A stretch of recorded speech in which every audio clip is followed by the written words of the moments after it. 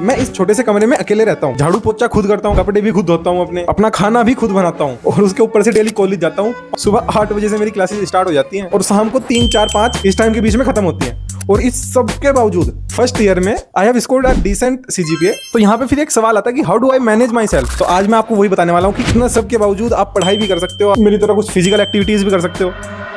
कैसे, आज वो बताता हूँ। आपको पहली चीज अपनी प्रायोरिटी देखनी पड़ेगी और ऑफ कोर्स वो प्रायोरिटी आपकी पढ़ाई ही होनी चाहिए, क्योंकि आप घर से यहाँ पे पढ़ाई के लिए आए हो। अब पढ़ाई में एक चीज ये है कि पता नहीं आपके पास फैकल्टी कैसे होंगे। जैसे मेरे पास 5 सब्जेक्ट है, 5 में से 2 फैकल्टी जो है वो एकदम टॉप नॉच फैकल्टी है, मस्त पढ़ाते हैं एकदम। आपको भी देखना कि आपके कौन से टीचर हैं जो अच्छा पढ़ा रहे हैं, फिर उनकी क्लास में आपको बहुत अच्छे से ध्यान देना है। उनकी क्लास में वो जो पढ़ा रहे हैं बस उतना आप डेली पढ़ लो, उस क्लास में पढ़ के उसे समाप्त कर दो। अब मेरे 5 में से 2 अच्छे हैं, बाकी के 3 तो मतलब ऐसे बोलना नहीं चाहिए पर ठीक है। उनके लिए फिर मैं देखता हूँ कि जो बाकी के 3 सब्जेक्ट उनमें प्रायोरिटी ज्यादा किसको दूं, किस सब्जेक्ट का ज्यादा वेटेज है फाइनल रिजल्ट में आपके, उस हिसाब से फिर आप उस सब्जेक्ट को चुनो।